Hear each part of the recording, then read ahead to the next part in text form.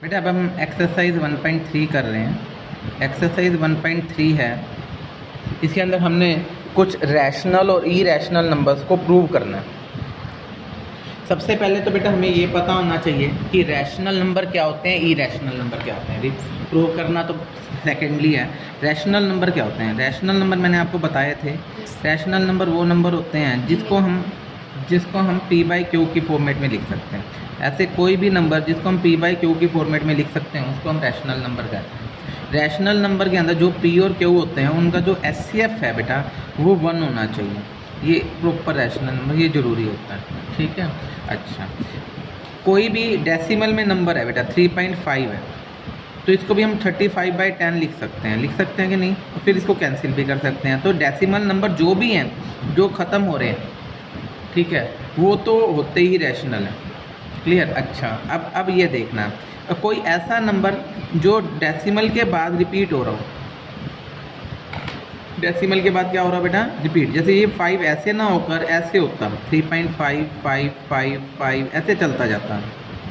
इसका मतलब ये 5 क्या हो रहा है? रिपीट हो रहा है। अब 3.05 मान लो ऐसे होता है, 0 0 5 0 5। अब ये भी रिपीट हो रहा है 0505। आपने 9th क्लास में किया हुआ है कि इसको भी हम रैशनल ही कहते हैं, जो रिपीट हो रहे हैं। तो रैशनल में सारे आते हैं जो चाहे p/q वाले हों, डेसिमल वाले हों, या फिर non terminating but repeating. Non terminating, terminate ना हो बट रिपीट करते हों, वो भी रैशनल का ही पार्ट है। समझ आ गया? रैशनल के पार्ट्स कौन कौन से हैं? रैशनल में कौन से आते हैं? Non terminating but repeating. आ गया समझ? अब आ जाओ, हमारे पास सेकंड होता है बेटा इरैशनल नंबर। इरैशनल नंबर क्या होते हैं? इरैशनल नंबर वो नंबर होते हैं, इनके अलावा जो रह गए मीन्स नॉन टर्मिनेटिंग। टर्मिनेटिंग तो वो भी नहीं होते इरैशनल में। Non terminating and non repeating, और रिपीट भी ना करें, ख़त्म भी ना हो और कहीं पर जाकर रिपीट भी ना करें, तो उसको हम इरैशनल नंबर कहते हैं। इरैशनल नंबर को, ठीक है, नॉन टर्मिनेटिंग मीन्स ख़त्म नहीं होंगे, और नॉन रिपीटिंग वाला रिपीट नहीं करेंगे, ठीक है। इरैशनल नंबर को हिंदी में अपरिमेय संख्याएं बोलते हैं, अपरिमेय संख्या। और रैशनल नंबर को हिंदी में परिमेय संख्या बोलते हैं। ये परिमेय संख्या है, ये अपरिमेय संख्या है, ठीक है। परिमेय संख्या मीन्स p/q में दिखा सकते हैं, और जो डेसिमल में ख़त्म हो जाए, या फिर सिर्फ मैं मान लो सपोज करो 3 लिख देता हूँ, वो भी रैशनल ही है। इरैशनल सिर्फ वो होते हैं जो ना ख़त्म हो ना रिपीट हो। जैसे मैं एग्जांपल लेता हूँ, एग्जांपल में लो, जैसे ये लिख दिया 2.07, अब लिखा 007, अब इधर 07 है, फिर 2 बारी 0 आ गई, क्या रिपीट हुआ? नहीं हुआ। लेकिन अभी तक ये टर्मिनेटिंग है, क्यों? क्योंकि इसके बाद आगे हमने नहीं लिख रहे, टर्मिनेटिंग है तो रैशनल है। अब इसके बाद मैंने 3 0 लगा दी और फिर 7 लिख दिया, अभी क्या है? ये टर्मिनेटिंग। हाँ, अभी भी टर्मिनेटिंग है, अभी भी टर्मिनेटिंग है, तो इसका मतलब रैशनल है। लेकिन अब यहाँ पे मैं डैश लगा देता हूँ, तो इसका मीनिंग होता है कि ये प्रोसेस चल रहा है, आगे फर्दर चलता जा रहा है, तो ये इरैशनल नंबर हो गया। क्यों? क्योंकि नॉन टर्मिनेटिंग हो गया और नॉन रिपीटिंग हो गया, ठीक है। आज हमने जो क्वेश्चन करने हैं, हमने ये करना है, प्रूव दैट, फर्स्ट क्वेश्चन है √3 इज इरैशनल। √3 is irrational. हम √3 को इरैशनल प्रूव करेंगे। हमने ये प्रूव करना है, बहुत इंपॉर्टेंट क्वेश्चन है ये। क्वेश्चन आ जाता है इस √3 इज इरैशनल प्रूव करना है। एग्जाम्पल नंबर 9 है ये, सेम ही एक्सरसाइज का फर्स्ट है √5 इज इरैशनल। सेम क्वेश्चन है, चाहे √3 समझ लो या √5 समझ लो। एक्सरसाइज का समझना है तो मैं √5 समझा देता हूँ। √5 इज इरैशनल। अब चलो हम सोल्यूशन में लिखते हैं। अब हमने √5 को इरैशनल दिखाना है। मैं इसको हम कंट्राडिक्शन मेथड से करेंगे। कंट्राडिक्शन मेथड क्या होता है? हम मान लेते हैं कि जो चीज़ प्रूव करनी है उससे अपोजिट मान लेते हैं। जैसे मैंने प्रूव करना है कि √5 इरैशनल, मैं मान लूँगा √5 रैशनल है, तो हम वी प्रूव बाय कंट्राडिक्शन। हम कंट्राडिक्शन से प्रूव करेंगे लेट कर लेता हूँ, लेट √5 इज रैशनल। मान लेता हूँ √5 जो है वो रैशनल है, ठीक है। हम कंट्राडिक्शन से प्रूव करेंगे, हमने प्रूव तो इरेशनल करना है, हम रैशनल मान लेते हैं। अब √5 को हम, क्योंकि मैंने रैशनल माना है तो इसको मैं P/Q की फॉर्म में लिख सकता हूँ, √5 = P। तो इसका HCF जो होगा P और Q का वो कितना होगा बेटा बताओ? 1 होगा, क्योंकि मैंने P/Q में लिखा। क्रॉस मल्टीप्लाई कर दूँ तो P = √5Q, ठीक है। अब स्केयरिंग बोथ साइड कर दो, स्केयरिंग बोथ साइड कर दो तो क्या हो जाएगा बेटा? P² = 5Q², ठीक है। यहाँ पर P और Q को मैंने HCF 1 लिया है, क्योंकि मैंने बताया ना रैशनल में HCF 1 होता है, और जिसका HCF 1 हो उसको को प्राइम कहते हैं। क्या बोलते हैं? को प्राइम, मतलब आपस में प्राइम है। आपस में प्राइम, वैसे प्राइम नहीं है, आपस में प्राइम है, मतलब आपस में किसी टेबल पे नहीं जाते। मतलब मैं यूँ चाहूँ कि Q² और P² सेम टेबल पे डिवाइड हो जाए, नहीं होंगे, ठीक है। अच्छा, अब जैसे ये है बेटा, देखो 10 मैं यूँ लिख दूँ 2 × 5, सपोज करो, लिख दो। तो इसका मतलब क्या होता है कि इन दोनों में से कोई एक इसको जरूर डिवाइड करेगा। तो दोनों करें, वैसे करने तो दोनों चाहिए, लेकिन एक करेगा। ऐसे ही यहाँ पर है P² = 5 × Q² है, तो इसका मतलब 5 जो होगा वो P² को क्या करेगा? डिवाइड करेगा। तो हम यूँ लिखेंगे 5 / P²। 5 किसको डिवाइड करेगा? P² को, ठीक है। 5 यदि P² को डिवाइड करेगा तो 5 / P, 5 P को भी करेगा। 5 P² को करेगा तो 5 किसको करेगा बेटा? 5 P को भी करेगा। समझ आ गया? दोबारा बताऊँ? आ गया समझ? ठीक है। अब 5 यदि P² को डिवाइड कर रहा है तो 5 किसको करेगा? P को। अब मान लो P को 5 डिवाइड करके कोई कांस्टेंट दे रहा है K, कुछ ना कुछ आएगा डिवाइड करके। इस 5 को ऊपर मूव कर दो तो P की वैल्यू किसके इक्वल हो जाएगी? 5 के, ठीक है। अब P की वैल्यू 5 के इधर पुट कर दो फर्स्ट इक्वेशन में, इसको सेकंड मान लो। तो पुट P = 5 के इन इक्वेशन नंबर 1, इक्वेशन 1 में रखो। अब 1 इक्वेशन नंबर क्या थी? 1 इक्वेशन नंबर थी हमारे पास P² = 5Q²। इसमें P की जगह 5K लिखना है, तो 5K² = 5Q², है ना। 5 का स्क्वायर 25K² = 5Q²। इसको काटेंगे तो 5 × 5 = 25, तो Q² आ जाएगा 5K, ठीक है। यहाँ तक बताओ, कोई डाउट है? ठीक है। अब इसका मीनिंग ये हो गया कि ये जो 5 है Q² को डिवाइड करेगा। तो यहाँ से क्या लिखोगे बेटा? 5 / Q²। 5 किसको डिवाइड करेगा? तो यहाँ से क्या आ जाएगा? 5 / Q। 5 किसको डिवाइड करेगा? 5 Q² को भी करता है और 5 Q को भी करता है, ठीक है। 5 Q² को करता है, 5 Q को करता है। अब 5 Q को डिवाइड करके कोई ना कोई, अच्छा अब यहाँ पर देखो इधर, और इसको नोट करो। यहाँ पे क्या था? 5 / P। यहाँ पे क्या आया है? 5 / Q। इसको डबल स्टार मान लेते हैं।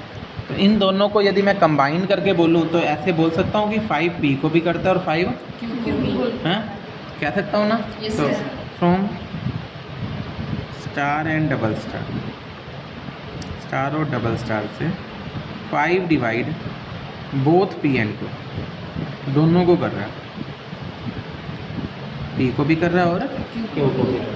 अब 5 दोनों को कर रहा है तो इसका मतलब इन दोनों का जो HCF है वो 5 हो गया। तो HCF ऑफ PQ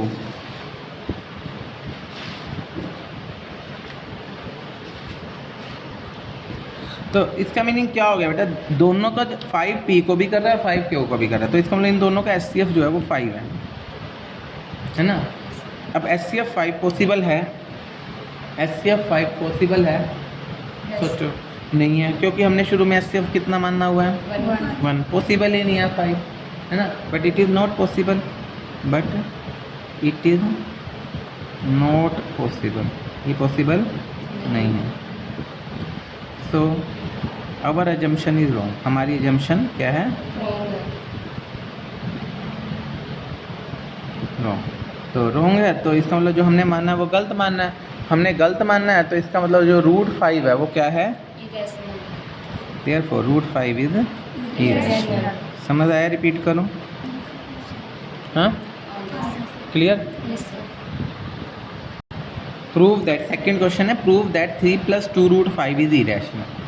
3 + 2 रूट 5 को इरेशनल नाम है। वही प्रोसेस है हमारा। सोल्यूशन में लिखेंगे लेट 3 + 2 रूट 5 इज रैशनल। ये हमने रैशनल मान लेता हूँ। प्रूव तो इरेशनल करना, हमने क्या मान लिया? रैशनल। Rational. वही प्रूव कंट्राडिक्शन। हम कैसे प्रूव करेंगे? कंट्राडिक्शन से प्रूव करेंगे कि जो मैंने माना है वो रॉन्ग माना है। ठीक है। अब 3 + 2 रूट 5 को हम क्या ले लेते हैं?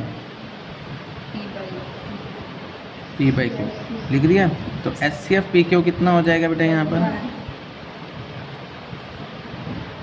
चलो अब यहाँ से बेटा रूट वाली चीज़ निकालते हैं। ये 3 इधर मूव कर जाओ। P/Q - 3 5 1, तो रूट 5 हो जाएगा 2 Q LCM P - 3Q 2 नीचे ले जाओ, तो रूट 5 हो जाएगा बेटा P - 3Q/2। आ गया समझ? Clear?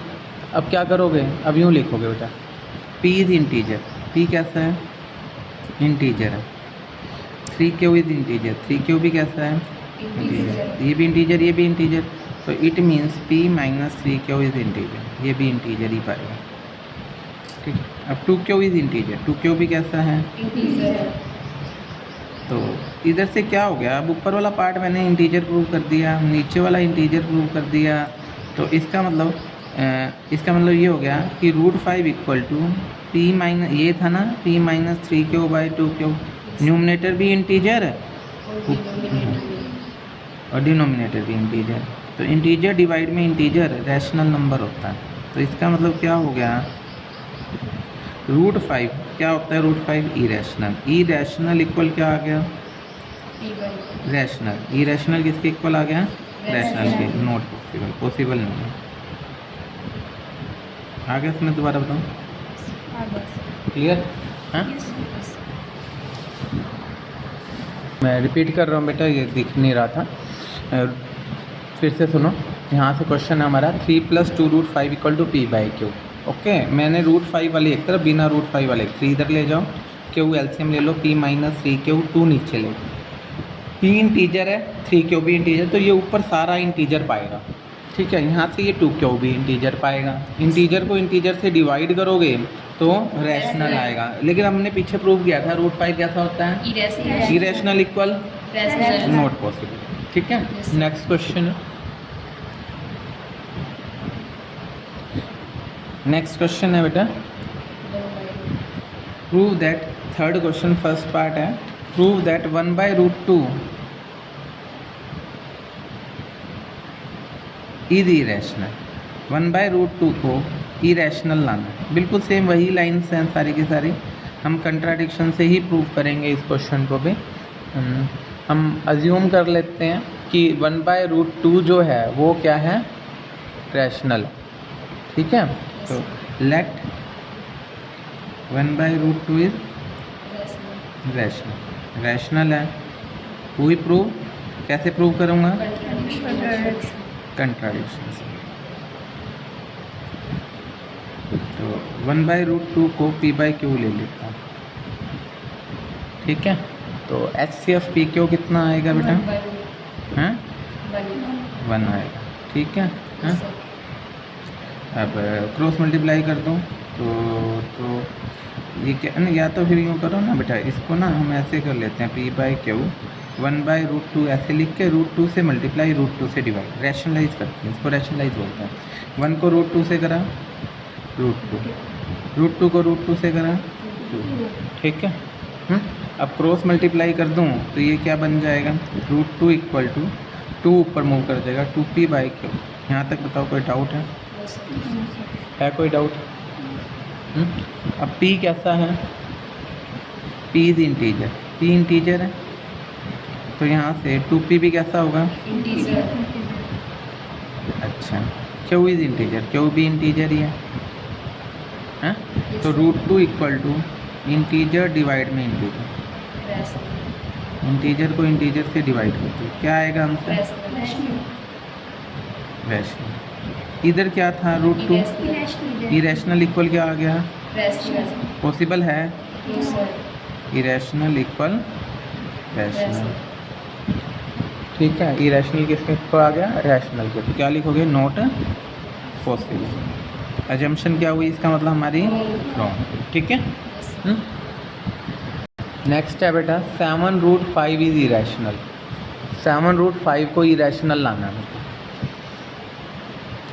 Prove that 7√5 is irrational. इसको इरेशनल लाना है। तो 7√5 को मैंने क्या ले लिया बेटा? p/q। वही Yes, sir. Solution let rational हुई प्रूव। Contradiction. हाँ, कंट्राडिक्शन से करेंगे, मैं लिख नहीं रहा। बस अब इसमें ना क्या करते हैं, रूट वाली चीज़ निकाल दो। √5 इक्वल टू सीधा ही लिख दो p/7 क्यों? हाँ, अब p कैसा है? Integer. फिर p इज Integer. इंटीजर, 7 क्यों इज? Integer. ये भी इंटीजर, ये भी इंटीजर। तो √5 इक्वल टू इंटीजर डिवाइड में इंटीजर, Rational. क्या हो गया? रैशनल। √5 कैसा होता है? Irrational. इरेशनल किसके इक्वल आ गया? Rational. पॉसिबल है? No, sir. Irrational equal to rational, not possible. Our assumption is Wrong. ठीक है। हाँ, नेक्स्ट है 6 + √2। थर्ड क्वेश्चन, थर्ड पार्ट है 6 + √2 इज इरेशनल। इसको इरेशनल लाना। Let 6 + √2 is Rational. We prove contradiction. 6 + √2 को p/q लिख दो। √2 क्या हो जाएगा बेटा? p/q minus 6। 6. यहाँ पर HCF जो है वो PQ का क्या माना जाएगा बेटा? One. 1। तो ये √2 इक्वल टू Q एल्सियम p - 6Q। ठीक है। अब p कैसा है? Integer. 6Q कैसा है? Integer. p - 6Q कैसा है? Integer. और तो ऊपर भी इंटीजर, नीचे भी integer, integer by integer. Rational. Rational. Irrational equal to Rational. Not possible.